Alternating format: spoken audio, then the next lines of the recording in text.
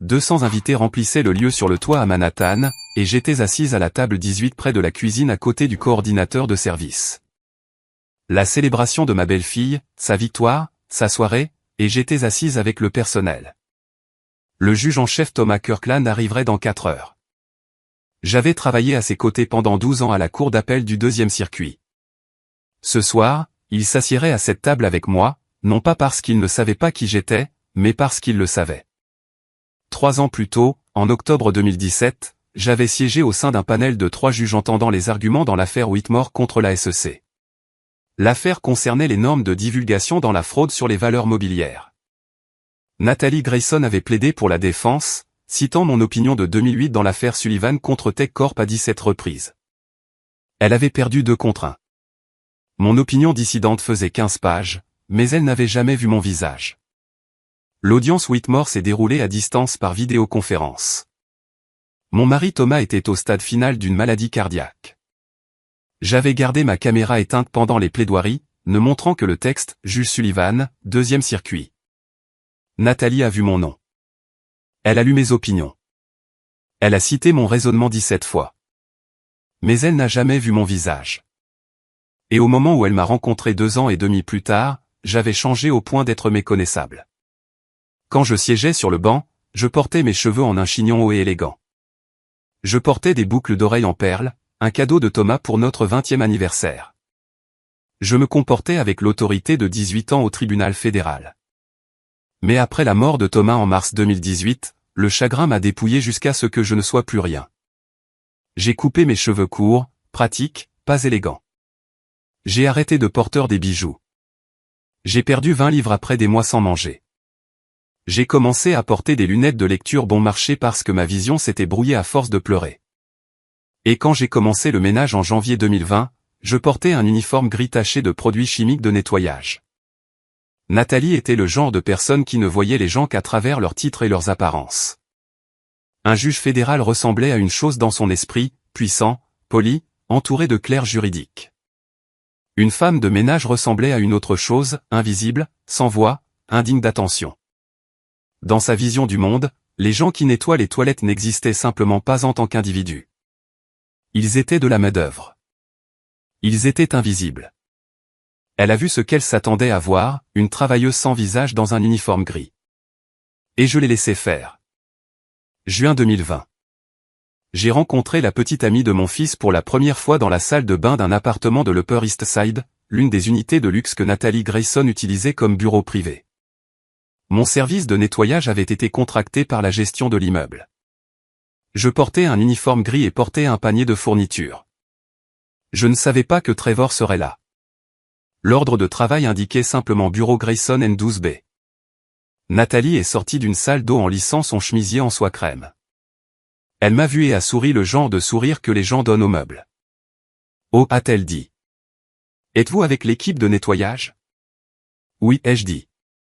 Eh bien, l'immeuble a dit que quelqu'un serait là. Je suis Nathalie. Je sais, dis-je doucement. Puis Trevor est apparu dans le couloir, portant un déjeuner à emporter. Maman, sa voix s'est brisée. Qu'est-ce que tu es? Je travaille ici, dis-je d'un ton égal. Les sourcils de Nathalie se sont levés. C'est ta mère. Trevor m'a regardé, puis elle, puis de nouveau moi. J'ai vu la honte envahir son visage. Oui, dit-il finalement. L'expression de Nathalie s'est adoucie en quelque chose de pire que le mépris. La pitié. Eh bien, dit-elle. C'est bien qu'elle travaille, qu'elle reste active. Je n'ai rien dit. Ce soir-là, Trevor m'a trouvé dans mon appartement à Astoria. Maman, pourquoi ne m'as-tu pas dit que tu étais? Parce que je voulais voir qui elle est vraiment, dis-je doucement. Je veux connaître la femme avec qui tu choisis de passer ta vie. Je veux voir comment elle traite les gens quand elle pense qu'ils ne comptent pas. C'est insensé, chuchota Trevor. Si elle savait que tu étais juge fédéral. Elle ne le saura pas, dis-je fermement. Pas encore. Tu ne lui diras pas qui je suis, Trevor. Tu la laisseras me montrer exactement qui elle est. Il me fixa. Tu veux que je lui mente? Je veux que tu tiennes une promesse, dis-je. Ton père t'a fait promettre de nous protéger, Anna et moi. C'est comme ça que tu la tiens. La mâchoire de Trevor se serra. Combien de temps? Aussi longtemps qu'il le faudra. 3 mois plus tard, Trevor m'a appelé. Maman, je ne peux plus regarder ça. Laisse-moi te donner de l'argent. Je gagne 600 000 par an. Si tu me donnes de l'argent, je disparaîtrai, dis-je doucement. Si tu dis à Nathalie qui je suis, je disparaîtrai. J'ai besoin de savoir qui je suis quand personne ne regarde. Et j'ai besoin de savoir qui elle est quand je n'ai rien à lui offrir. Ce n'est pas juste, chuchota Théil. Non, convainc-je. Mais c'est nécessaire. Il y eut un long silence. C'est la chose la plus difficile que j'ai jamais faite, dit-il finalement. Je sais, dis-je doucement. Mais c'est le test final, Trevor. Pour Nathalie, pour toi et pour moi. De retour à la table 18, j'ai regardé Nathalie se déplacer dans la foule. Elle était brillante, ambitieuse et totalement certaine de sa place dans le monde. Elle avait plaidé devant moi et perdu. Elle avait cité l'œuvre de ma vie 17 fois pour essayer de gagner son procès. Et 2 ans et demi plus tard, elle m'avait regardé dans les yeux dans cette salle de bain, dans ce bureau, et n'avait vu rien d'autre qu'une femme qui nettoyait des maisons pour gagner sa vie. J'ai croisé les mains et j'ai attendu. Certaines vérités n'ont pas besoin d'être annoncées. Elles attendent juste le bon témoin. Les mariages sont censés être joyeux. Au lieu de cela, celui-ci m'a montré exactement comment mon fils avait appris à me voir. Septembre 2021. La cérémonie a eu lieu dans un domaine historique de la vallée de l'Hudson, tout en jardin soigné et en élégance de vieille fortune. 150 invités remplissaient les chaises blanches sur la pelouse. J'étais assise au dernier rang, 3 rangs derrière des gens que je n'avais jamais rencontrés dans une section étiquetée simplement comme famille éloignée. J'avais acheté une nouvelle robe pour l'occasion. Bleu marine, discrète, le genre qui n'attirait pas l'attention. Alors que je regardais Trevor debout à l'hôtel attendant sa mariée, je pensais à tous les moments qui nous avaient menés ici. Thanksgiving 2020 avait été notre premier vrai test. Nathalie avait invité Trevor à m'amener dans sa maison familiale à Brooklyn Heights, une maison en grès qui coûtait probablement plus que ce que je gagnerais en une vie. Le juge Howard Blackwell a ouvert la porte lui-même, aux cheveux argentés et imposants, même en tenue décontractée. Derrière lui, je pouvais voir la table de la salle à manger dressée avec de la porcelaine qui semblait appartenir à un musée. « Alors, vous êtes Margaret ?» dit-il en me serrant la main avec une politesse prudente. « Nathalie me dit que vous travaillez dans les services domestiques. » La pause avant ces 2 derniers mots était délibérée. J'ai regardé le visage de Trevor.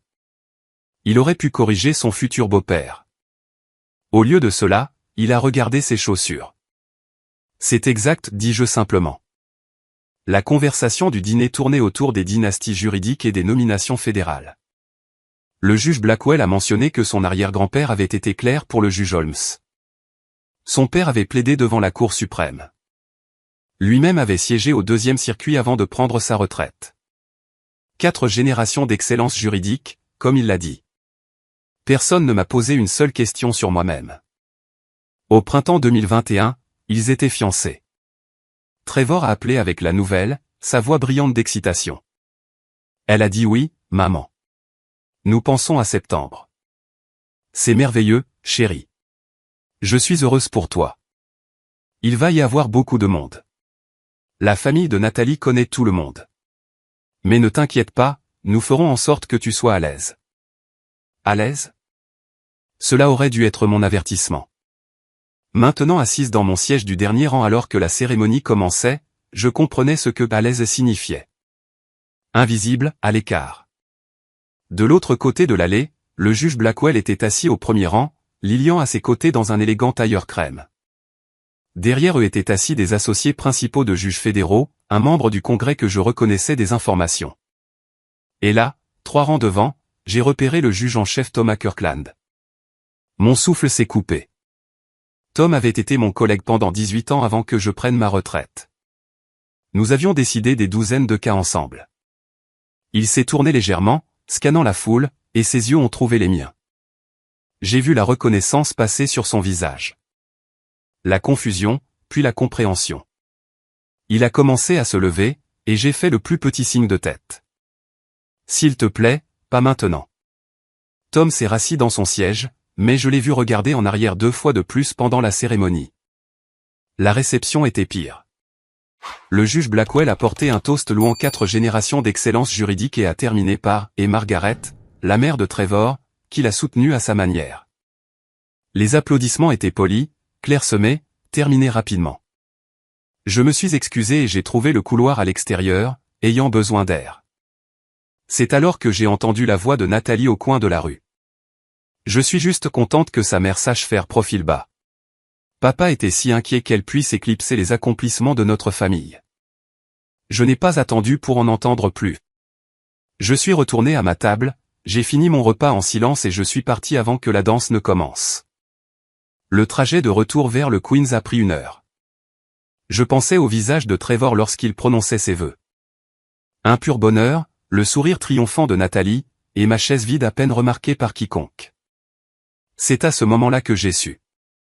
Trevor choisissait son monde. Et dans ce monde, je n'existais pas. Au cours des 3 années suivantes, le mépris de Nathalie allait devenir plus audacieux. Le silence de Trevor allait s'alourdir. Mais cette nuit de septembre, conduisant seul devant les lumières de la ville, je me suis fait une promesse. J'attendrai. Je regarderai. Et quand la vérité exigerait enfin d'être entendue, je serai prête. 3 ans. 3 ans à regarder mon fils choisir le silence pendant que sa femme aiguisait ses couteaux. L'attente que je m'étais promise au mariage de Trevor s'est transformée en une lente éducation à l'humiliation. Je me disais que j'observais, apprenant quel genre d'homme mon fils allait devenir. Mais la vérité était plus simple et plus dure. Je le regardais disparaître dans le monde de Nathalie, un compromis à la fois. Thanksgiving 2022 a été le premier test. La maison de ville des Blackwell à Brooklyn Heights brillait avec 40 invités, des associés du cabinet de Nathalie, des juges du circuit de son père. Je suis arrivé avec une tarte à la citrouille que j'avais faite ce matin-là, vêtu de mon meilleur pull. Lillian Blackwell l'a acceptée avec un sourire mince et l'a remise au traiteur. 2 heures plus tard, Nathalie m'a trouvé dans le salon.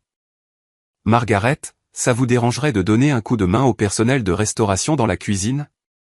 Ils sont un peu débordés. » Ce n'était pas une demande. Avant que je puisse répondre, ma fille Anna est apparue à mon coude. Elle était descendue du Bronx, portant toujours son blazer de défenseur public.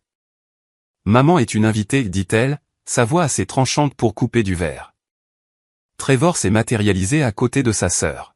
« Anna, ne fais pas de scène. » « Je ne fais pas de scène. Je signale que maman ne devrait pas être traitée comme du personnel embauché lors d'un dîner de famille. » « C'est bon, dis-je doucement. Ça ne me dérange pas d'aider. » Anna m'a regardé comme si je l'avais trahi. Peut-être que je l'avais fait, mais je suis allé à la cuisine quand même, j'ai débarrassé les assiettes, rempli les verres d'eau, et j'ai regardé mon fils éviter mes yeux pour le reste de la soirée. Cette nuit-là, en prenant le métro pour rentrer dans le Queens, je pensais aux affaires que je présidais autrefois. Des litiges valant des millions de dollars, des questions constitutionnelles qui affecteraient des milliers de vies, et maintenant je débarrassais des assiettes pour ma belle-fille. La fête de promotion d'avril 2023 était pire. Nathalie avait été nommée associée principale chez Whitmore et Associés. La célébration a eu lieu au University Club à Manhattan, tout en bois sombre et vieille fortune. Je portais la même robe bleu marine du mariage de Trevor. Nathalie m'a présenté à ses collègues avec une précision soignée. Voici Margaret, la mère de Trevor. Elle nettoie des maisons à Manhattan. Elle a fait une pause après l'avoir dit, regardant leur visage recalculer tout ce qu'ils pensaient savoir sur les antécédents de Trevor. Oh, a dit l'un des associés, c'est un travail honnête. Plus tard, j'ai entendu Nathalie dans le couloir des toilettes. Dieu merci, Trevor n'a pas hérité des limites de sa mère. Elle semble contente de récurer les sols. Je suis parti tôt ce soir-là aussi. Le schéma devenait familier, mais c'est le dîner de janvier 2024 qui m'a presque brisé. Trevor et Nathalie m'avaient invité dans leur pentouse. Nathalie se préparait pour le procès Vance Mead et la table de la salle à manger était couverte de dossiers juridiques. Pendant le dîner, elle a parlé de sa stratégie. Le PDG était accusé de fraude sur les valeurs mobilières, cachant des données d'essai négatives aux investisseurs. Elle prévoyait de plaider que les omissions tombaient dans les limites acceptables de la matérialité, citant un précédent établi. Les normes de matérialité dans la divulgation des valeurs mobilières exigent, ai-je commencé. Nathalie m'a coupé avec un rire. Margaret, qu'est-ce qu'une femme de ménage saurait du droit des valeurs mobilières? Je lis les nouvelles, dis-je prudemment. Je pensais juste. Lire les gros titres n'est pas la même chose que comprendre la jurisprudence. Je maîtrise le droit des valeurs mobilières. C'est ce que je fais. Trevor n'a rien dit. Il a rempli son verre de vin et a changé de sujet. Mais voilà le problème. Nathalie ne connaissait pas le précédent qu'elle prévoyait de citer, Sullivan contre TechCorp, celui qu'elle tordrait pour défendre les omissions commodes de son client. Je l'avais écrit. Chaque mot de l'opinion majoritaire ainsi que les limitations prudentes que j'avais intégrées dans la décision. Elle apprendrait cela assez tôt. J'ai pris le métro pour rentrer dans le Queens ce soir-là, regardant mon reflet dans la fenêtre sombre. La femme qui me regardait semblait fatiguée, plus vieille que ses 60 ans. Combien de temps pourrais-je rester silencieuse? La réponse est venue d'un endroit inattendu parce que je n'endurais pas cela seul. Quelqu'un d'autre regardait et elle ne me laisserait pas abandonner. Pendant 4 ans, j'avais été invisible. Ruby Washington m'a vu, et elle ne m'a pas laissé me cacher. Nous nous sommes rencontrés en 2022 dans une coopérative de Park Avenue, toutes deux affectées au même appartement de 12 pièces. Ruby avait 52 ans, mère célibataire du Bronx avec un fils de 19 ans nommé Darius. Elle nettoyait des maisons depuis 30 ans. Au printemps 2023, nous travaillions ensemble 2 fois par semaine. Tu parles différemment, a dit Ruby un après-midi alors que nous plions du linge dans la cuisine en marbre et acier d'un client. Différemment comment, demandai-je. Comme si tu lisais des livres, dit-elle sans méchanceté. Comme si tu avais des opinions sur des choses sur lesquelles les gens n'ont généralement pas d'opinion. J'ai souri. Je lis des livres. Quel genre? Des opinions juridiques surtout, dis-je prudemment. De la jurisprudence, de la théorie constitutionnelle. Ruby arrêta de plier. Tu es parajuriste ou quelque chose comme ça? Ou quelque chose comme ça, dis-je. Elle m'étudia pendant un long moment. Puis elle hocha la tête. Tu vas me le dire quand tu seras prête? 3 mois plus tard, autour d'un café dans un dîner de Midtown, je lui ai dit. J'étais juge à la cour d'appel fédérale, dis-je doucement. 2e circuit, 18 ans. Ruby posa sa tasse. Tu es sérieuse? Oui. Alors pourquoi tu rayures des toilettes? J'ai regardé par la fenêtre la circulation sur la 8e avenue. Mon mari Thomas est mort en mars 2018. Maladie cardiaque. J'ai essayé de continuer à travailler. J'ai siégé dans des panels. J'ai écrit des opinions. J'ai fait tout ce que j'étais censé faire, mais j'étais en pilote automatique, engourdi. Je ne pouvais rien ressentir. Ruby tendit la main à travers la table et prit la mienne. J'ai officiellement pris ma retraite en janvier 2019. J'ai continué. Je pensais enseigner, consulter, n'est-ce pas? Mais je ne pouvais pas. Je me sentais effacé. Comme si tout ce que j'avais construit était lié à un titre que je n'avais plus. Alors, j'ai commencé à nettoyer des maisons 1 an plus tard en janvier 2020. Je voulais savoir qui j'étais quand personne ne regardait. Et, demanda Ruby. Je ne sais pas encore, admis-je. Ruby serra ma main. Chérie, tu es toujours juge. Tu ne portes juste pas la robe. Comment tu imagines ça? Parce que tu as la prestance, dit-elle. Tu te tiens comme si tu avais l'habitude de décider du sort des gens. Tu écoutes comme si tu pesais chaque mot. Tu ne te courbes devant personne, même quand ils te traitent comme si tu étais invisible. Je l'ai regardé et quelque chose dans ma poitrine s'est ouvert. Ma grand-mère a nettoyé des maisons pendant 50 ans, dit Ruby. Elle a élevé 3 enfants, en a envoyé 2 à l'université, et n'a jamais agi une seule fois comme si elle était inférieure à qui que ce soit. Elle m'a appris que la dignité ne dépend pas de ce que tu fais. C'est la façon dont tu le fais et si tu vois aussi la dignité des autres. J'ai pensé à Nathalie, à Trevor, à 4 ans d'humiliation silencieuse. Et si je restais silencieuse parce que je protégeais quelqu'un qui ne le méritait pas, demandai-je. Les yeux de Ruby s'aiguisèrent. Alors tu ne les protégeais pas. Tu te protégeais de la douleur d'admettre la vérité. Nous sommes restés assises en silence pendant un long moment. Quand j'ai regardé mon reflet dans la fenêtre du dîner, j'ai vu une femme dans la 60aine avec des cheveux gris courts et des mains calleuses.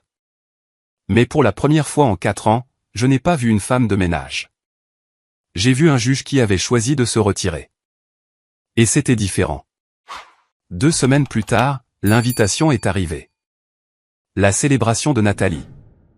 200 invités, table 18. Ruby est venue ce soir-là, je lui ai montré le plan de table. Tu vas y aller, demanda-t-elle. Je ne sais pas, dis-je. Que voudrait ton mari? J'ai fermé les yeux. Il voudrait que je sois courageuse. Alors sois courageuse, dit Ruby. Pas pour la vengeance, pour la vérité. J'ai regardé l'invitation, puis la photo de Thomas sur mon étagère. D'accord, chuchotai-je. Ruby sourit.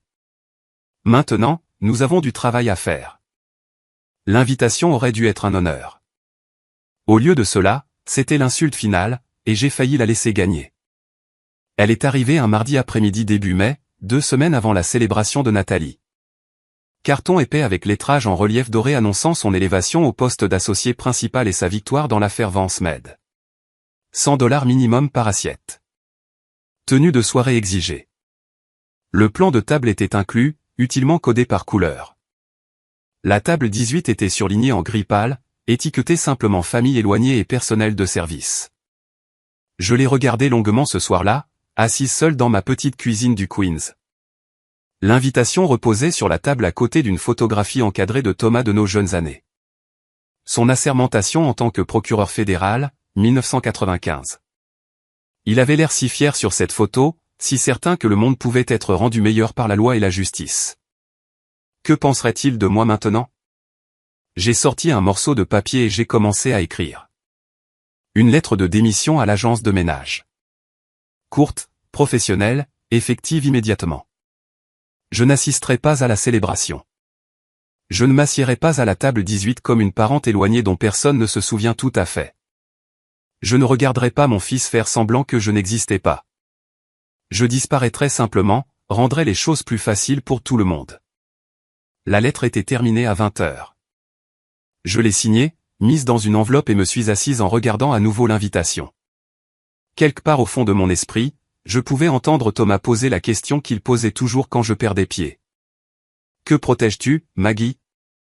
J'ai attrapé mon téléphone pour appeler Trevor, pour lui dire que je ne viendrais pas, que j'avais un conflit, qu'il devrait profiter de la grande soirée de sa femme sans s'inquiéter pour moi. C'est à ce moment-là que Ruby est arrivée. Il était 21 heures. Elle avait une clé de mon appartement parce que nous échangions les devoirs d'arrosage des plantes. Elle est entrée sans frapper, a jeté un coup d'œil à mon visage et a su ce qui s'était passé. J'ai tendu l'invitation et la lettre de démission. Ruby a lu les deux en silence. Puis elle les a posées très soigneusement et m'a fixé avec ce regard qu'elle avait perfectionné en 52 ans de tolérance zéro pour les bêtises. Tu abandonnes. Oui. À cause de ça, elle a tapoté le plan de table. Parce qu'ils t'ont mise à une table avec le personnel, parce que je suis fatigué, Ruby, je suis fatigué d'être invisible. Je suis fatigué de regarder mon fils choisir son monde plutôt que moi. Je suis fatigué de faire semblant que ça ne fait pas mal. Alors, tu vas t'enfuir. Je vais choisir la dignité. Non. Ruby a tiré une chaise et s'est assise en face de moi. Tu ne protèges pas la dignité. Tu protèges Nathalie. Tu lui rends plus facile de t'effacer. J'ai commencé à protester, mais elle a levé une main. Ma grand-mère a travaillé comme bonne pendant 50 ans. Tu sais ce qu'elle m'a appris? Que la dignité ne consiste pas à se protéger du manque de respect. C'est refuser de disparaître quand quelqu'un essaie de te rendre invisible. Elle a pris la vieille photo de Thomas. Que te dirait-il en ce moment? J'ai senti les larmes piquer mes yeux. Il me dirait d'arrêter de protéger les gens de la vérité. Exactement. Ruby a posé la photo à côté de l'invitation. Ce n'est pas une question de vengeance. C'est à propos de chaque travailleur qui a été invisible dans ces pièces chics. Chaque personne qui a été rejetée à cause de son travail. Tu as une chance de leur apprendre quelque chose. De leur faire nous voir, vraiment nous voir. Elle a repoussé la lettre de démission vers moi. Mais seulement si tu te montres. J'ai regardé la lettre, l'invitation, la photo de Thomas. Puis j'ai déchiré la lettre de démission en deux. Ruby a souri. J'ai trouvé un stylo et coché la carte RSVP. Oui, j'y assisterai. J'ai placé la photo de Thomas à côté de l'invitation. deux morceaux de ma vie qui semblaient impossiblement séparés se trouvaient soudainement côte à côte. Ce n'est pas une question de vengeance, dis-je doucement. C'est une question de vérité, et la vérité exige du courage. Ruby serra ma main. Maintenant, tu parles comme un juge. Le lendemain matin, j'ai appelé Anna. Je vais à la célébration, mais j'ai besoin que tu me promettes quelque chose. Ne me protège pas. Ne me défends pas, laisse-les montrer à tout le monde exactement qui ils sont. Il y eut une longue pause. Une semaine avant la célébration, j'étais assise dans le penthouse de mon fils dans l'Upper East Side, 3000 pieds carrés. Des fenêtres du sol au plafond donnant sur Central Park. Le bureau d'angle de Nathalie ramené à la maison. J'étais entré par l'entrée de service. La réunion de planification avait lieu dans la salle à manger. Trevor, Nathalie, le coordinateur de l'événement et l'assistant de Nathalie. Anna avait été invitée. Je ne l'avais pas été, mais Anna avait insisté pour que je vienne quand même. Finalisons le plan de table, a dit le coordinateur, étalant le diagramme sur la table en marbre. Nathalie a pointé la table 18 près de la cuisine et de l'entrée de service. Cette table est pour la famille éloignée qui n'est pas dans le domaine juridique, plus nos coordinateurs de service. La fourchette d'Anna a cliqueté bruyamment sur son assiette. Coordinateur de service, les gens qui gèrent la logistique, a dit Nathalie doucement. C'est une table de travail. Où est assise ma mère, demanda Anna, la voix serrée. Nathalie a jeté un coup d'œil à Trevor. Il n'a rien dit. Table 18, a dit Nathalie. Ma mère, dit Anna lentement, est juge à la cour d'appel fédérale. Elle a siégé au 2e circuit pendant 18 ans, et tu l'installes avec les traiteurs. Elle est à la retraite, a dit Nathalie. Et elle travaille dans le ménage maintenant. Je n'essaie d'embarrasser personne, Anna. Je suis réaliste sur la place des gens. Anna s'est levée, sa chaise raclant bruyamment. Trevor, dit quelque chose. Trevor a regardé sa femme. Puis sa sœur, puis la table. Anna, dit-il doucement. Ne fais pas de scène. Anna l'a fixé. Une scène. Maman comprend, a dit Trevor. Elle sait que c'est la soirée de Nathalie. Anna est partie. Je l'ai suivie dans le couloir. Elle tremblait de fureur. Il l'a choisi, a dit Anna. Après tout. Il est piégé, dis-je doucement. Entre quoi, demanda Anna. Entre sa femme et sa mère. Ce n'est pas un piège, maman. C'est de la lâcheté. J'ai touché son épaule. Aux funérailles de ton père, Trevor a fait une promesse. Il a promis de nous protéger.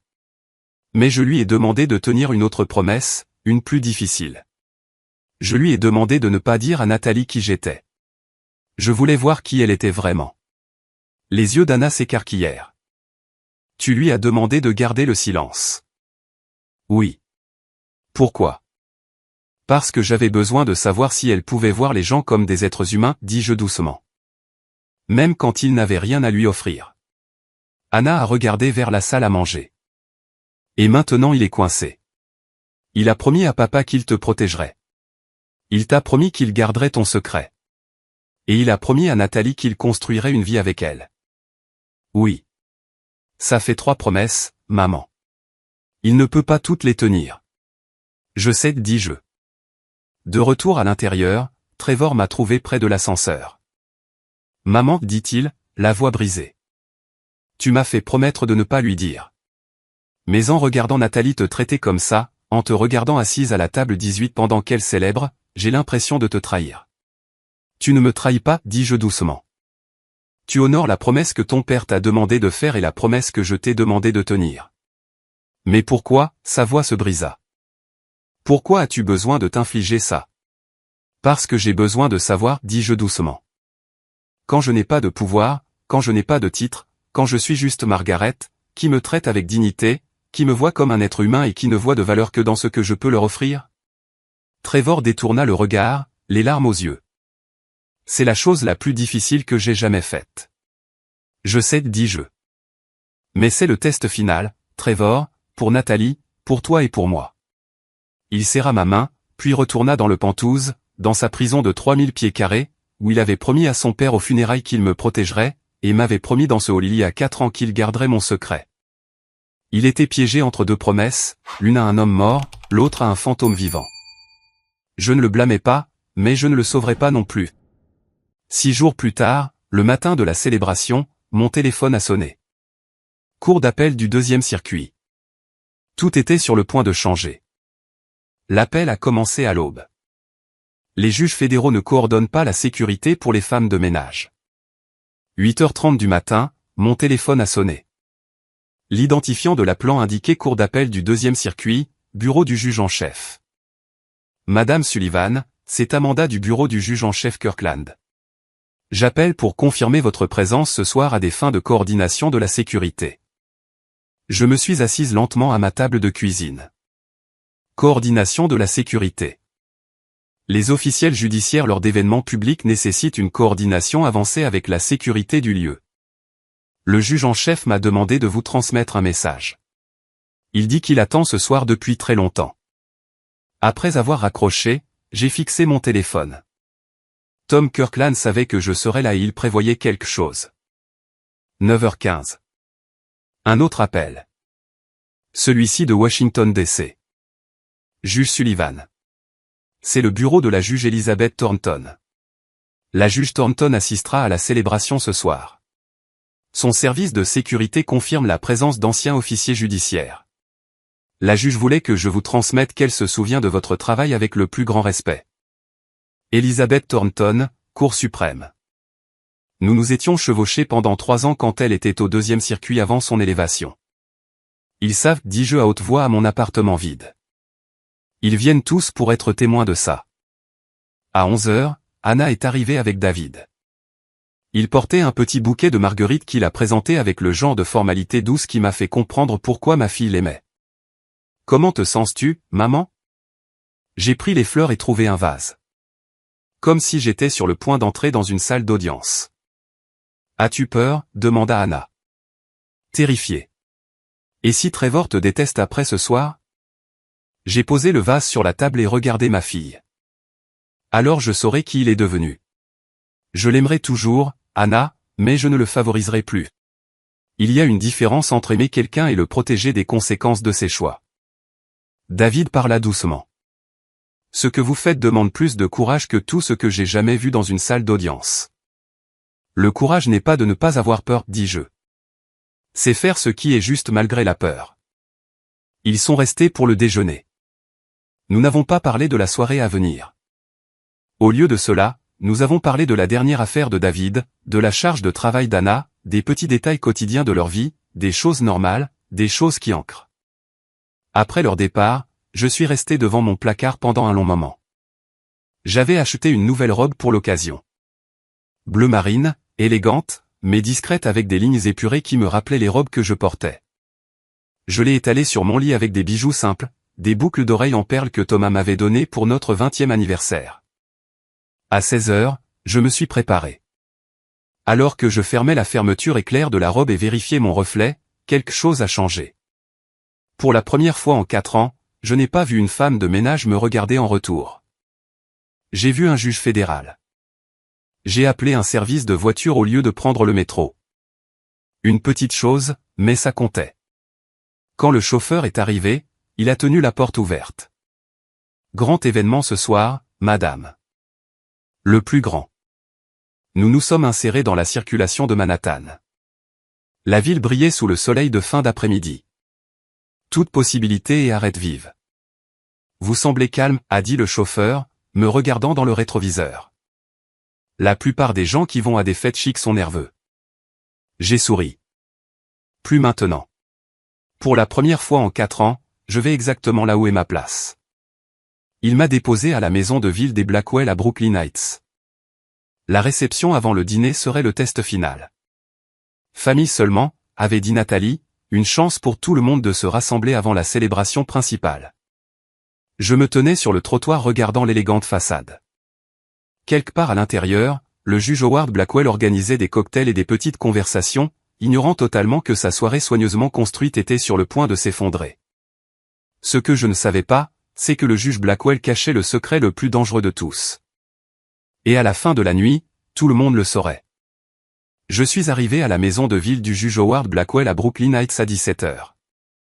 40 invités circulaient dans le salon, des associés principaux du cabinet de Nathalie, du deuxième circuit, des juges, de la famille, des amis. Je me tenais près de la porte tenant un verre d'eau, vêtu d'un cardigan bleu marine et d'un pantalon gris. Pas l'uniforme, pas tout à fait le juge, quelque part entre les deux. Et puis je l'ai vu. Le juge Howard Blackwell se déplaçait dans la pièce avec l'aisance pratiquée d'un homme qui avait passé 30 ans à commander des salles d'audience, 72 ans, cheveux argentés, yeux vifs. Ses yeux m'ont trouvé à travers la pièce, et j'ai regardé la reconnaissance vaciller sur son visage. Cela n'a duré qu'un instant, un bref élargissement de ses yeux, une légère pause dans sa démarche, puis son expression s'est lissée en quelque chose d'autre, quelque chose de plus froid.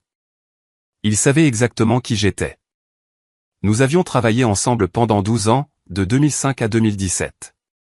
Nous avions rédigé des mémoires ensemble, débattu de philosophie juridique, respecté le travail de l'autre, et en 2016, nous avions tous deux été présélectionnés pour la Cour suprême. J'avais été choisi. Il ne l'avait pas été. Et maintenant, 8 ans plus tard, il me regardait debout dans son salon, la femme qu'il avait battue pour le plus grand honneur du droit américain, habillée comme la parente oubliée de quelqu'un, tenant un verre d'eau près de l'entrée latérale. Je l'ai vu dans ses yeux, la satisfaction. Il savait, et il appréciait cela. Howard Blackwell voulait que sa fille m'humilie parce que j'avais pris le siège à la Cour suprême dont il avait rêvé toute sa carrière. Il s'est détourné et a salué un autre invité. Il n'a rien dit. Il n'a rien fait. Il a simplement laissé Nathalie continuer sa cruauté, sachant exactement qui j'étais. Le dîner a été servi dans la salle à manger formelle. Nathalie était assise au centre, rayonnante et confiante. Trevor était assis à côté d'elle, silencieux. Anna était assise à côté de moi, sa mâchoire serrée par une fureur à peine contrôlée. Le juge Blackwell s'est levé pour porter un toast. Ce soir, dit-il en levant son verre. Nous célébrons la victoire extraordinaire de ma fille Nathalie dans l'affaire Vance Med. 4 générations de cette famille ont pratiqué le droit avec excellence et intégrité. Nathalie a honoré cet héritage. Il m'a brièvement regardé. Son expression était neutre. Nous sommes reconnaissants, a-t-il continué, envers tous ceux qui l'ont soutenu, famille, collègues, amis, chaque contribution, aussi modeste soit-elle, a joué un rôle. Je n'ai rien dit. Après le dîner, j'ai trouvé Howard Blackwell seul dans sa bibliothèque. Il se versait du scotch, me tournant le dos. Tu savais, dis-je doucement. Sa main s'arrêta sur la carafe. Il ne s'est pas retourné. Tu savais qui j'étais au moment où je suis entré dans ta maison ce soir, ai-je continué. Je l'ai vu dans tes yeux, Howard. La reconnaissance et puis la satisfaction. Il posa lentement la carafe et se tourna pour me faire face. Son expression était prudente, gardée. Margaret, dit-il, sa voix mesurée. Je n'étais pas certain. Tu as l'air très différente. Menteur, dis-je doucement, sa mâchoire se serra. Tu savais, répétai-je. Et tu n'as rien dit. Tu as regardé Nathalie m'asseoir à la table 18. Tu l'as regardé me rejeter comme la mère de Trevor qui travaille dans le ménage. Tu es resté là pendant que ta fille me traitait comme si j'étais invisible. Il détourna le regard. Qu'est-ce que j'étais censé faire? Annoncer à ma fille que la femme qui nettoie des maisons est le juge qui m'a battu pour la Cour suprême? Cela l'aurait humilié. Alors tu l'as laissé m'humilier à la place, dis-je. Ses yeux brillèrent. Tu as choisi ça, Margaret. Tu as quitté le banc. Tu as commencé à nettoyer des maisons. Ne reste pas là à agir comme si tu étais la victime quand tu as choisi de jeter tout ce que tu avais construit. Je l'ai étudié pendant un long moment. Tu as raison, dis-je doucement. J'ai choisi ça. J'ai choisi de me retirer quand mon mari mourait. J'ai choisi un travail honnête plutôt qu'un statut vide. J'ai choisi de voir qui sont vraiment les gens quand ils pensent que je suis impuissante. Je me suis approché. Et tu as choisi de laisser ta jalousie te transformer en quelqu'un qui regarderait sa fille se moquer d'une veuve en deuil pendant 4 ans juste parce que cette veuve a un jour obtenu le travail que tu voulais. Son visage devint pâle. Demain soir, dis-je, 200 personnes sauront exactement qui je suis. Le juge en chef Kirkland sera là. La juge Thornton sera là. Le maire sera là. Et ils verront tous que tu es resté là en silence pendant que ta fille humiliait un juge fédéral, ton ancienne collègue, à cause d'une rancune que tu as nourrie pendant 8 ans. Je me suis tourné vers la porte. J'espère que ta fierté en valait la peine, Howard. Je l'ai laissé debout dans sa bibliothèque, son scotch intact, son visage couleur de cendre. 1 heure plus tard, je suis monté dans la voiture de location qui m'emmènerait au lieu sur le toit à Manhattan. 200 témoins, une vérité, pas de retour en arrière. Ils m'ont assis au fond. Alors, j'ai regardé alors que des juges fédéraux et des maires me cherchaient. Et Nathalie a finalement posé la bonne question. Le lieu sur le toit était tout ce que l'argent pouvait acheter. Des lustres en cristal, des fenêtres du sol au plafond encadrant la ligne d'horizon de Manhattan, des serveurs gantés de blanc circulant avec du champagne. 200 invités en tenue de soirée, les personnes les plus puissantes des cercles juridiques de New York. J'ai été conduite à la table 18 nichée près de l'entrée de la cuisine. Le carton indiquait « Famille éloignée ». À côté se trouvaient des chaises vides pour les coordinateurs d'événements qui mangeraient après le service. Anna est apparue à mon coude immédiatement. « Maman, viens t'asseoir avec nous. David et moi avons des places à la table 7. Je peux tout voir d'ici, dis-je. Crois-moi. » Elle eut l'air peu convaincue, mais hocha la tête. « D'accord, mais si tu as besoin de quoi que ce soit. »« Ça ira, chérie. » De la table 18, j'avais une vue parfaite de toute la pièce. Je pouvais voir l'entrée, la table d'honneur où Nathalie et Trevor seraient assis, les groupes de juges et d'associés se formant près du bar, et je pouvais tous les regarder me voir. Le premier signe est venu 20 minutes après le début de l'heure du cocktail. Le maire Daniel Westfield a traversé l'entrée, scannant la foule. Ses yeux m'ont trouvé, et il s'est arrêté à mi-chemin. J'ai vu la confusion, puis la reconnaissance, puis quelque chose comme du plaisir traverser son visage. Il a marché droit vers la table 18. « Juge Sullivan, est-ce vraiment vous ?» Je me suis levé. « Daniel, c'est bon de vous voir. Votre honneur, cela fait bien trop longtemps. » Il m'a pris la main avec une chaleur authentique. « Je ne savais pas que vous seriez ici. Êtes-vous de retour sur le banc ? » Retraité, mais je me tiens au courant des nouvelles. Félicitations pour le projet de loi sur les infrastructures. Nous avons parlé pendant plusieurs minutes dans une conversation facile entre vieux collègues. J'avais statué en faveur de la ville dans un litige de zonage il y a des années, et il n'avait jamais oublié. De l'autre côté de la pièce, j'ai vu Nathalie nous regarder. Même de loin, je pouvais voir la confusion sur son visage. Elle s'est penchée vers Trevor, disant quelque chose que je ne pouvais pas entendre. Le deuxième signe est venu pendant le plat de salade. Madame Eleanor Abrams est apparue à côté de ma table. Elle avait 88 ans, une survivante de l'Holocauste dont je m'étais occupé pendant mes années de ménage. Vive comme toujours, vêtue d'un noir élégant avec des perles. « Margaret Sullivan, dit-elle chaleureusement. Quelle délicieuse surprise de vous voir ici. » Je me suis levé pour l'embrasser. « Madame Abrams, je ne savais pas que vous connaissiez les Grayson. Howard Blackwell a géré ma planification successorale il y a des années. Quand j'ai entendu parler de la célébration de Nathalie, je n'ai pas pu résister. » Elle baissa la voix, les yeux pétillants. « J'ai toujours su, ma chère, la façon dont vous vous comportiez. On ne peut pas cacher la prestance d'un juge, peu importe à quel point on essaie. Mais ce soir semble différent. »« C'est différent, dis-je doucement. » Le troisième signe a réduit la salle au silence. Le juge en chef Thomas Kirkland est arrivé en retard, toujours dans son costume d'une audience d'urgence. Il s'est arrêté à l'entrée, scannant l'espace avec l'œil exercé de quelqu'un habitué à lire les pièces. Quand il m'a repéré à la table 18, son visage s'est illuminé d'un sourire. Il a marché droit vers moi, passant devant la table d'honneur, devant le juge Blackwell et les associés principaux, devant tous ceux qui étaient quelqu'un dans le droit new-yorkais, droit vers la table de service au fond. « Juge Sullivan, dit-il assez fort pour que les tables voisines se retournent. Puis-je m'asseoir ? » Sans attendre de réponse, il a tiré une chaise et s'est assis à la table 18. Un juge en chef de la cour d'appel du deuxième circuit assis à une table destinée au surplus de famille et au personnel de l'événement. Les chuchotements ont commencé immédiatement.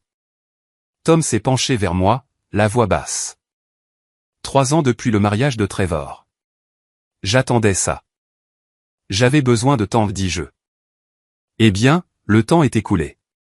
Quand Nathalie portera son toast, je ne resterai pas silencieux. C'est à ce moment-là que Nathalie est apparue, Trevor traînant derrière elle. Son sourire était figé, professionnel, mais je pouvais voir la panique dans ses yeux. Juge en chef Kirkland, quel honneur.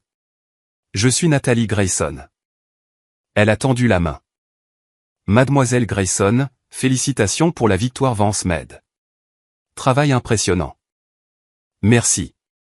Je vois que vous avez rencontré ma belle-mère. Rencontré. Tom l'a regardé avec une surprise authentique. Mademoiselle Grayson, la juge Sullivan et moi avons travaillé ensemble au 2e circuit pendant 18 ans. Le visage de Nathalie s'est vidé de sa couleur. Juge. Le dîner a commencé. Les toasts ont commencé. Et la confusion de Nathalie s'est transformée en désespoir. Elle avait besoin de contrôler cette situation. Elle avait besoin de réponses.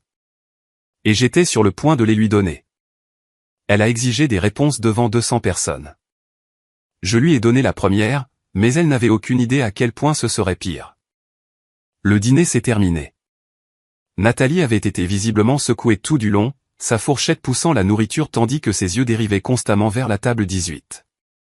Vers le juge en chef Kirkland assis à côté de moi, vers le maire Westfield s'arrêtant pour me serrer la main, vers les chuchotements qui ondulaient à travers la pièce. Le maître de cérémonie s'est levé. Et maintenant, pour célébrer cette réussite, j'aimerais inviter l'associée principale Nathalie Grayson à dire quelques mots. Nathalie s'est levée lentement. Son verre de champagne tremblait. Merci à tous d'être ici ce soir. Sa voix était stable au début, professionnelle. Ce partenariat représente des années de travail acharné et de dévouement à l'excellence. Elle fit une pause, regardant directement vers moi, vers Kirkland. L'affaire Vance Med nécessitait une compréhension profonde du droit des valeurs mobilières, du précédent, de. Sa voix s'est éteinte. Elle perdait le fil. Vous savez ce qui est intéressant, dit-elle soudain plus fort. Cette pièce est pleine de personnes accomplies, les esprits juridiques les plus distingués de New York. Le ton avait changé. Les gens le sentaient. Des juges fédéraux, des associés principaux des meilleurs cabinets. Elle fit un geste autour de la pièce. Et des gens qui nous soutiennent de différentes manières. Chuchotement maintenant. Quelque chose n'allait pas. Ma belle-mère Margaret, elle est ici ce soir.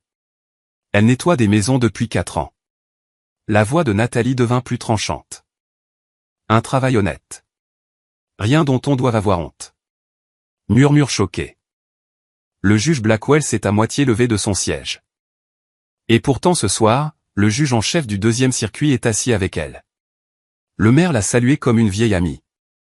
Les invités continuent de la traiter comme si elle était quelqu'un d'important. Sa voix montait maintenant. Elle s'est tournée pour me faire face directement. Alors je vous demande, Margaret, devant tout le monde ici, quelle est votre relation avec le juge en chef Kirkland? Elle. Assal a retenu son souffle. Je me suis levé lentement, non pas avec incertitude, mais avec la prestance que j'avais gagnée en 18 ans sur le banc fédéral. J'ai marché vers le centre de la pièce d'un pas délibéré, sans hâte. Le silence était absolu. Nathalie, dis-je doucement. Êtes-vous certaine de vouloir faire cela ici, maintenant, devant 200 témoins? Oui, sa voix était désespérée. Je veux savoir pourquoi ma belle-mère femme de ménage est traitée comme une collègue par des juges fédéraux. J'ai regardé autour de la pièce Anna, les larmes coulant sur son visage. Trevor, le visage dans ses mains. Le juge Blackwell, blanc comme un linge, Ruby souriant largement. Vous avez demandé ce que je suis pour le juge en chef Kirkland. J'ai laissé les mots flotter dans l'air. Et vous croyez que la réponse est femme de ménage? Nathalie n'a rien dit. Quoi d'autre cela pourrait-il être? Je me suis tourné pour faire face à toute la salle. Quand j'ai parlé, ma voix portait le poids de chaque opinion que j'avais écrite, chaque argument que j'avais entendu, chaque décision que j'avais rendue. Le juge en chef Kirkland et moi avons travaillé ensemble à la Cour d'appel des États-Unis pour le 2e circuit pendant 18 ans. Il a été nommé en 2007. J'ai été nommé en 2001. Pendant 6 de ces années, j'étais sa collègue senior. La salle a éclaté. Halètement, chuchotement choqué. Quelqu'un a laissé tomber un verre. Kirkland s'est levé. Par pourrait être mademoiselle Grayson. C'est du domaine public. La juge Margaret Sullivan est l'un des esprits juridiques les plus fins que j'ai jamais connus. Le verre de vin de Trevor a glissé de ses doigts et s'est brisé contre le sol. Le visage de Nathalie était devenu blanc, mais elle ne comprenait pas encore tout. Elle ne réalisait pas qu'elle avait cité mon propre précédent pour gagner ses procès. Elle ne savait pas que son père cachait cela depuis le début. Le pire était encore à venir. Si vous êtes toujours ici avec moi, veuillez commenter n'importe quel chiffre de 1 à 9. Pour que je sache que vous regardez toujours. Et si vous étiez à ma place à ce moment-là, diriez-vous la vérité tout de suite? Même si cela brisait tout, ou resteriez-vous silencieux pour protéger votre famille? Veuillez noter que la partie suivante de cette histoire contient des éléments dramatisés et romancés à des fins narratives. Si ce type de contenu n'est pas pour vous, vous êtes invité à arrêter de regarder ici. Elle voulait savoir qui j'étais, alors je le lui ai dit. Je me tenais au centre du toit, 200 invités regardant, et j'ai laissé 18 ans de silence s'ouvrir. En 2008, dis-je, ma voix stable. J'ai rédigé l'arrêt Sullivan contre Tech Corp, une affaire de fraude sur les valeurs mobilières qui a établi la norme de matérialité pour la divulgation d'entreprises. Le verre de champagne de Nathalie a tremblé. Vous l'avez cité 17 fois dans l'affaire Vance Med, ai-je continué. Vous avez construit tout votre argumentaire sur le cadre que j'ai créé. Ses lèvres se sont entr'ouvertes. Aucun son n'est sorti. Mais j'ai plaidé devant vous, chuchota Nathalie. Dans Whitmore en 2017. J'ai vu votre nom. Vous avez vu mon nom sur papier, dis-je doucement. L'audience était à distance. Octobre 2017. Mon mari était mourant. J'ai gardé ma caméra éteinte. Vous avez lu mon opinion dissidente. Vous avez cité mon raisonnement, mais vous n'avez jamais vu mon visage. Je me suis approché.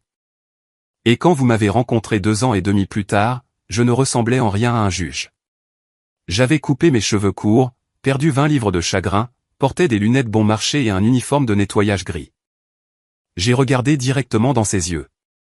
Mais la vraie raison pour laquelle vous ne m'avez pas reconnu n'avait rien à voir avec l'apparence. Dans votre monde, les gens qui nettoient les toilettes n'ont pas de visage. Ils n'ont pas de nom. Ils n'ont pas d'histoire. Vous avez vu un uniforme, pas une personne. Vous avez vu du labeur, pas une vie. La pièce était silencieuse. Cela s'appelle un billet de confirmation, dis-je doucement. Et c'est pourquoi vous n'avez jamais reconnu la femme sur l'œuvre de laquelle vous avez construit votre carrière. Le juge en chef Kirkland s'est levé. La juge Sullivan et moi avons servi ensemble au 2e circuit pendant 12 ans. Elle était ma collègue senior. Le maire Westfield s'est levé. La juge Sullivan a empêché une tentative d'assassinat en 2008. Les renseignements du FBI acheminés par son bureau ont sauvé 17 vies. Madame Abrams s'est levée. Sullivan contre Tech Corp est cité dans chaque affaire de valeur mobilière que j'ai plaidé depuis 16 ans. Nathalie a tourné en un lent cercle, son visage cendré. Mais vous nettoyez des maisons. Je le faisais, dis-je. Pendant 4 ans après la mort de mon mari, je ne savais pas qui j'étais sans la robe. Je voulais voir si je comptais toujours quand personne ne regardait. Vous m'avez laissé vous humilier, chuchota Nathalie. Non, dis-je doucement. Vous avez fait ça toute seule. Je me suis tourné vers le juge Howard Blackwell. Votre père et moi avons travaillé ensemble pendant 12 ans. J'ai dit, en 2016, le président Obama a pourvu un poste vacant à la Cour suprême. 2 candidats du 2e circuit. Votre père et moi. La main de Nathalie a volé à sa bouche. J'ai été choisi, dis-je doucement. Des chuchotements ont parcouru les tables. Tu savais, chuchota Nathalie à son père. Tu savais et tu n'as rien dit. Blackwell a regardé le sol. La foule s'est écartée. La juge Elizabeth Thornton s'est avancée, juge associée de la Cour suprême. La juge Sullivan n'était pas juste sur la liste restreinte, a dit Thornton. Elle était la candidate principale. Le président Obama m'a appelé personnellement. Je lui ai dit quel était l'esprit d'appel le plus fin de sa génération. La salle est devenue silencieuse. Elle a décliné, a continué Thornton. Son mari avait moins de 2 ans à vivre. Elle l'a choisi. Elle a renoncé à la Cour suprême pour passer ses derniers jours avec lui. Il est mort en mars 2018. Elle a pris sa retraite 9 mois plus tard. Le verre de champagne de Nathalie a glissé de sa main et s'est brisé. vous vous êtes moqué de la femme, a dit Thornton, son regard stable. Qui a sacrifié le plus grand honneur du droit américain par amour? Trevor pleurait. Anna pleurait aussi, mais les siennes étaient des larmes de fierté. La famille Blackwell s'est glissée vers la sortie. Nathalie se tenait seule, entourée de 200 témoins de la vérité qu'elle avait refusé de voir. Je me tenais en face d'elle, non pas en triomphe, mais en épuisement. Je n'ai pas fait ça par vengeance, dis-je doucement. Je l'ai fait parce que la vérité compte. Parce que 4 ans de silence ont permis la cruauté. Parce que mon fils méritait de voir qui vous êtes vraiment, et parce que vous méritez la chance de voir qui je suis vraiment. Nathalie a ouvert la bouche, l'a fermée, puis s'est tournée et a marché vers l'ascenseur. Les portes se sont fermées derrière elle. Le pire était encore à venir. Dans 3 semaines, l'affaire qu'elle venait de gagner s'effondrerait complètement. Elle m'a humilié pendant 4 ans. Quand la vérité est sortie, je n'ai ressenti aucun triomphe, seulement de la tristesse pour ce que nous étions tous devenus. La salle bourdonnait encore sous le choc quand Trevor s'est levé. Il a marché vers moi lentement comme un homme s'approchant du bord d'une falaise. 200 personnes ont regardé mon fils tomber à genoux devant moi. Maman. Sa voix s'est brisée. Je suis tellement désolé. Les larmes coulaient sur son visage. Aux funérailles de papa, nous avons promis, Anna et moi. Nous avons mis nos mains sur son cercueil ensemble et nous avons dit, nous protégerons maman. Nous ne la laisserons jamais rester seule au point. Ses épaules tremblaient. J'ai brisé cette promesse. J'ai choisi l'argent plutôt que toi, le statut plutôt que toi, l'approbation de Nathalie plutôt que ta dignité. Il a levé les yeux vers moi. Quel genre de fils fait ça? Je me suis penché et j'ai pris ses mains. Lève-toi, Trevor. Je ne peux pas me lever. Il s'est levé de manière instable. J'ai tenu son visage dans mes mains comme je le faisais quand il était petit. Tu n'as pas brisé la promesse. Tu as oublié qui tu étais. Mais maintenant tu te souviens. Je l'ai tiré dans mes bras. Et cela demande plus de courage que de ne jamais oublier du tout. Trevor a sangloté contre mon épaule. Puis Anna était là aussi, enroulant ses bras autour de nous deux. Nous étions tous les 3 debout ensemble au centre de cette pièce scintillante pendant que 200 témoins regardaient une famille commencer à guérir. Quelqu'un a commencé à applaudir, puis une autre personne. En quelques secondes, les applaudissements ont rempli l'espace. Le maire Westfield s'est approché. Juge Sullivan, je dois dire quelque chose à ces gens. Il a élevé la voix. En 2008, cette femme a empêché mon assassinat. Les renseignements du FBI sont passés par son tribunal concernant une menace crédible. Elle a personnellement veillé à ce que je reçoive une protection. Elle m'a sauvé la vie. Madame Abrams s'est avancée ensuite. Mon défunt mari a plaidé 14 affaires devant la juge Sullivan. Il a toujours dit quel était l'esprit juridique le plus fin qu'il ait jamais rencontré. Elle m'a souri. Je vous ai reconnu il y a 3 ans quand vous avez commencé à nettoyer ma maison. Je n'ai jamais rien dit parce que je pouvais voir que vous aviez besoin de calme.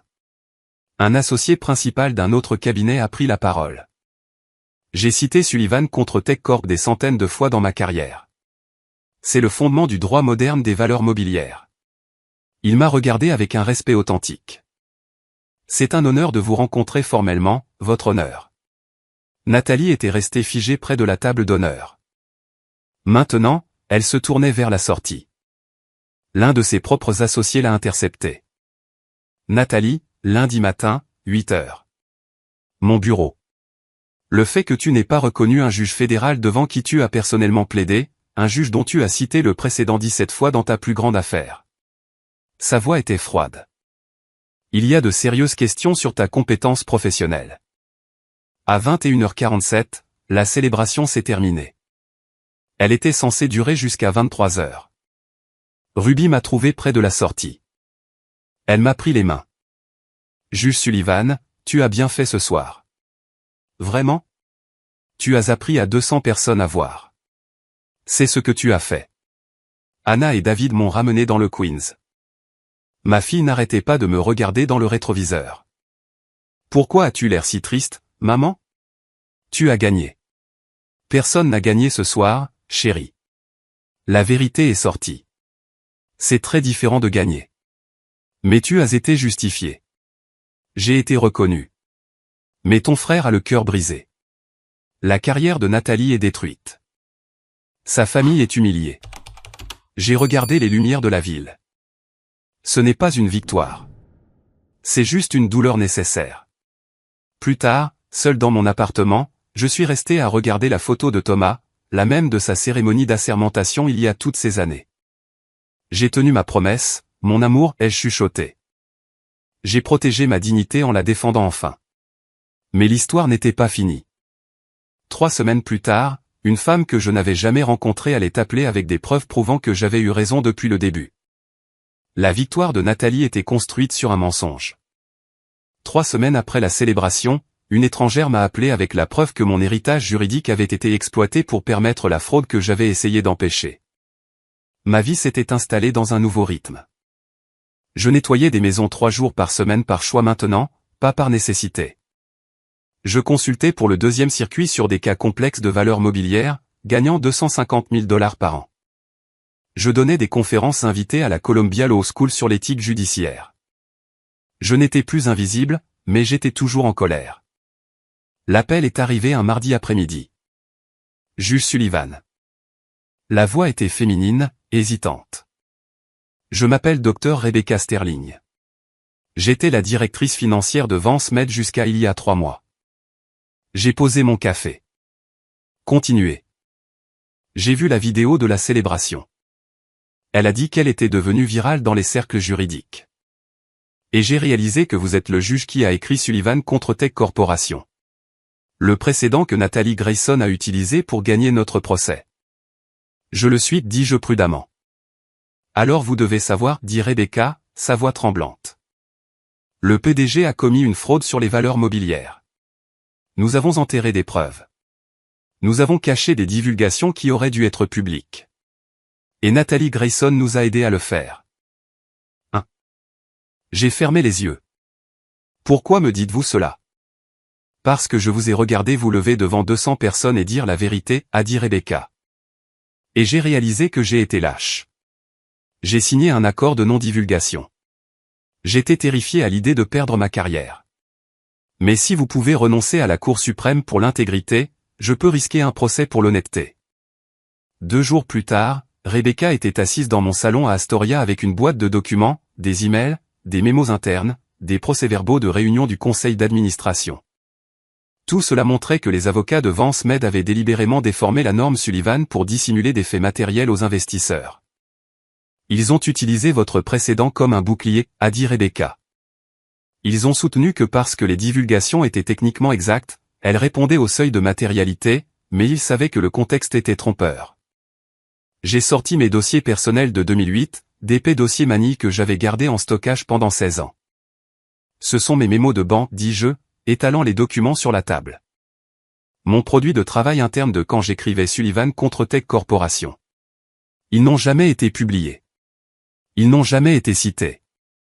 Ce sont les notes privées que je me suis écrites à moi-même et à mes clercs expliquant mon raisonnement ligne par ligne.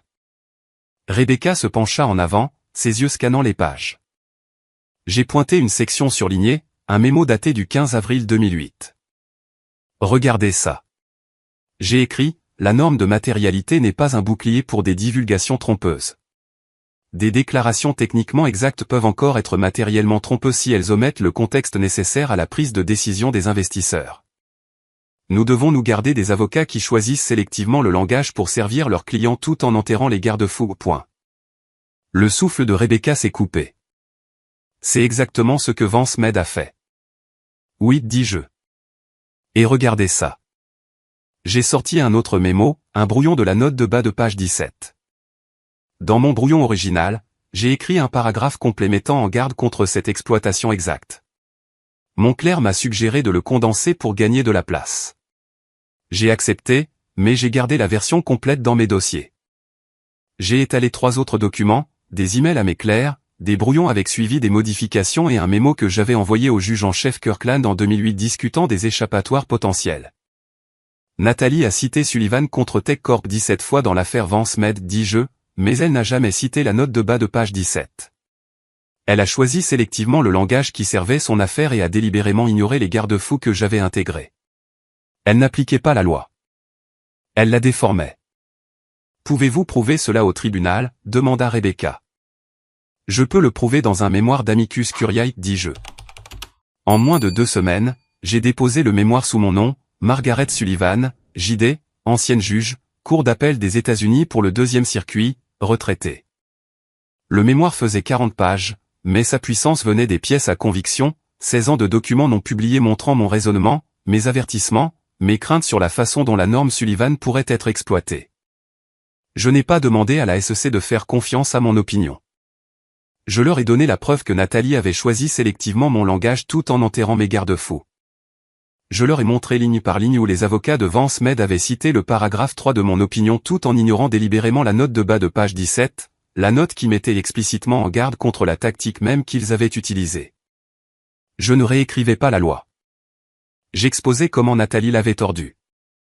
En une semaine, la SEC a annoncé qu'elle rouvrait l'enquête Vance Med. Non pas parce qu'un juge retraité le leur avait demandé, mais parce que j'avais fourni des preuves documentaires de faute professionnelle juridique. En 2 semaines, le Wall Street Journal a publié l'histoire. Une juge retraitée clarifie son propre précédent. Dit que la défense Vance Med a déformé l'intention originale. Bloomberg Law a suivi, norme Sullivan en cours de révision, quand le précédent est instrumentalisé.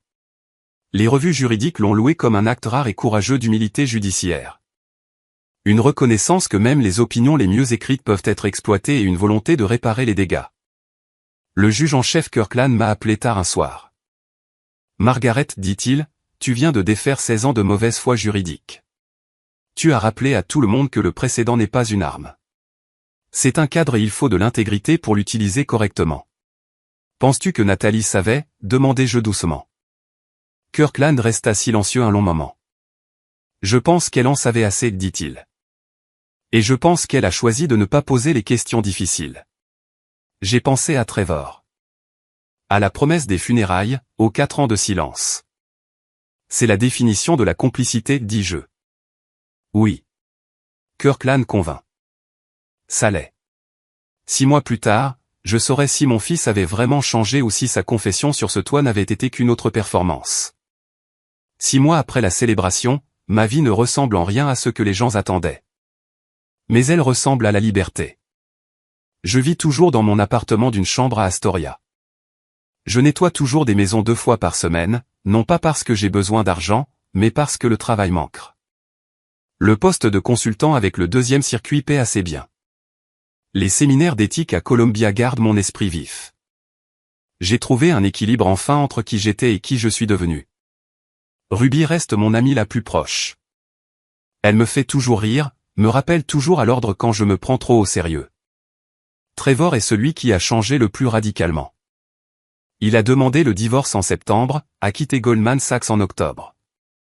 Maintenant, il travaille comme directeur du développement pour l'organisation de défenseurs publics d'Anna, collectant des fonds pour aider les gens qui ne peuvent pas se permettre d'avocat. Son salaire est passé de 620 000 à 85 000 $. Il vit dans un modeste appartement d'une chambre à Brooklyn, prend le métro pour aller au travail et me voit 2 fois par semaine pour le dîner. La semaine dernière, il m'a montré un brouillon d'essai qu'il avait écrit pour la section opinion du New York Times. Le titre disait « J'ai trahi ma mère pour le statut ».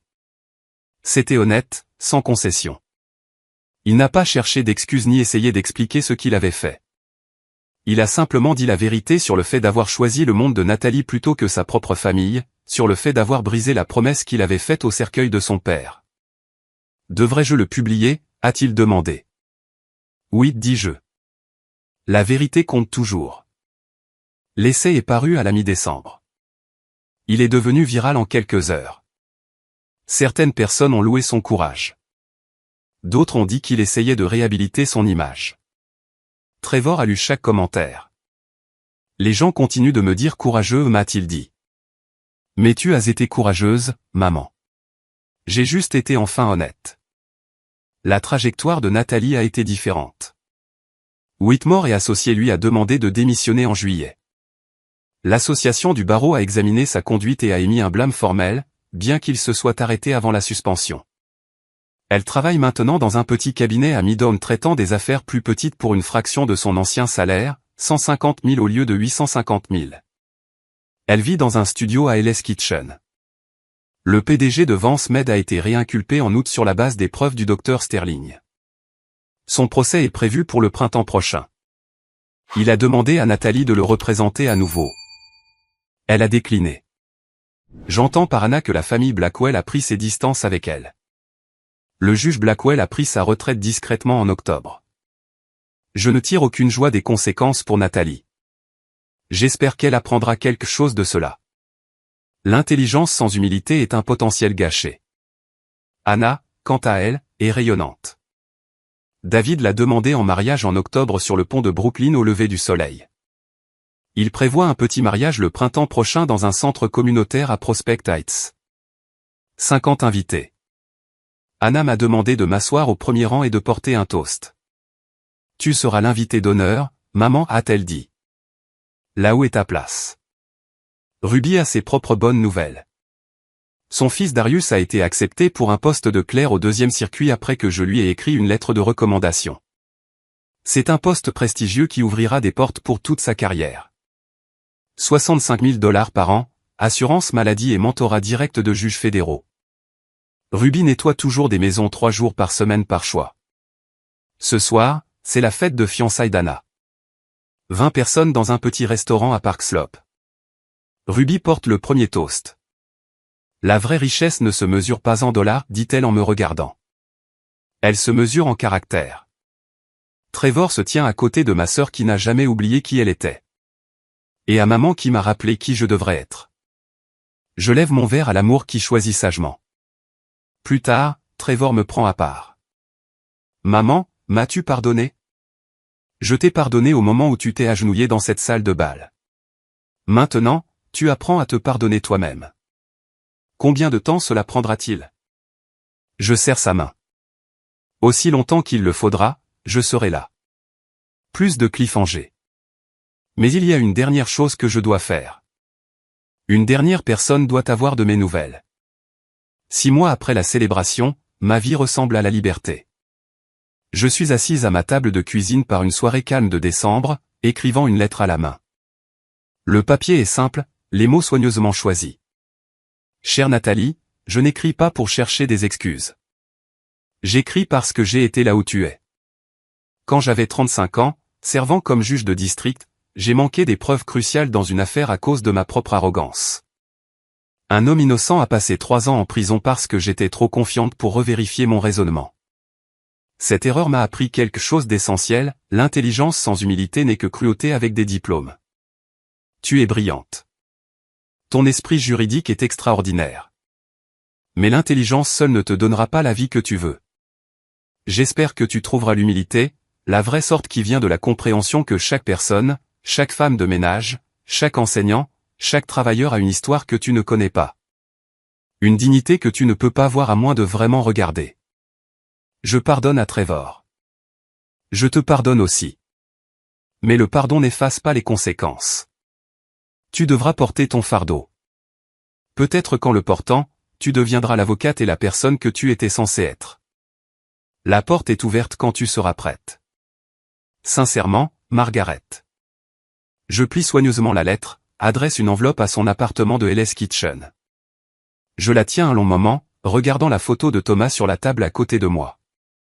Devrais-je l'envoyer? Je place la lettre dans le tiroir de mon bureau. Pas encore. Peut-être un jour quand elle sera prête à la recevoir. C'est la veille du nouvel an. Je suis seul par choix, regardant les feux d'artifice commencer à éclairer la ligne d'horizon de Manhattan par ma fenêtre. Une tasse de thé fume à côté de la photo de Thomas. Il y a 5 ans, j'ai pris ma retraite dans le chagrin.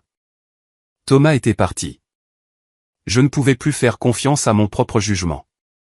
Il y a 4 ans, j'ai commencé à nettoyer des maisons. Les gens me plaignaient. Mon fils avait honte. Ma belle-fille m'utilisait comme preuve de sa supériorité, mais il ne comprenait pas. J'avais passé 3 décennies à détenir le pouvoir. Quelque part en chemin, je m'étais perdu dans son poids.